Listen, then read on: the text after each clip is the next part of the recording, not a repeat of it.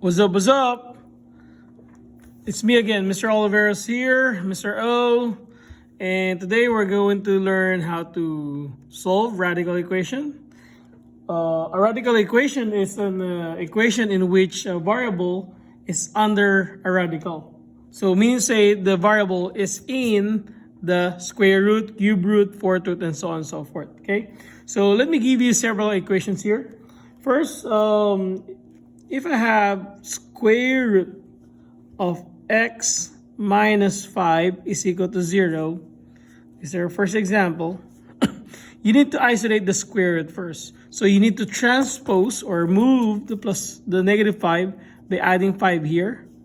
That will give you square root of x is equal to 5. Then, in order for you to get rid of the square root, you have to square and square both sides of the equation in order for you to cancel this. And that gives you x is equal to, what's 5 squared? It's equal to 25. You have to check if your answer is right by plugging the 25 to the x here. So the question is square of x minus 5 is equal to 0. If I plug in the 25 right here, square of 25 minus 5 is equal to 0. Square of 25 is 5. 5 minus 5 is 0. So 0 equals 0. So that means it's proven to be correct. The reason why we need to check, there are times that it will not work, which I will show you later on. Next example. If you have square root of 5 minus x is equal to 3. So here, the square root is already by itself, so you just have to square this one and square that. If you do that one, that will give you, this will cancel out, and what's left is 5 minus x is equal to 9. Solve for the x by subtracting 5. Make sure you cancel it and drop the negative x, and this will give you 4. You can flip the sign by dividing by negative 1 or negative sign. So that means x equal to negative 4. In order for you to check, you have to plug in the negative 4 to the problem, which is square root of 5 minus x. Is it equal to 3? Question mark. So I'm going to plug in 5 minus negative 4 is equal to 3. Negative times negative will give you a positive. So this will be plus sign now. This will be 9. 5 plus 4 is 9.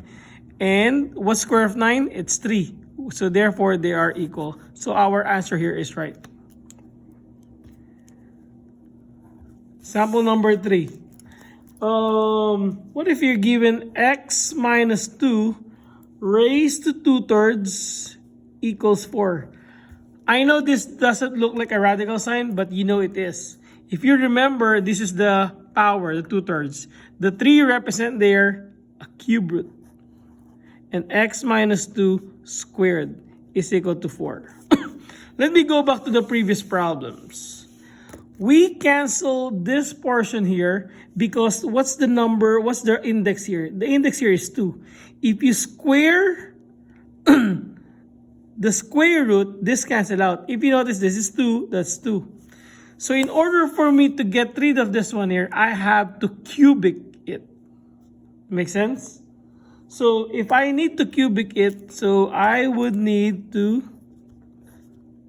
cube this and cube this. Since the index is 3, this is power of 3, this will cross out. This will cross out. This 3 will be gone. What's left now for you is x minus 2 squared.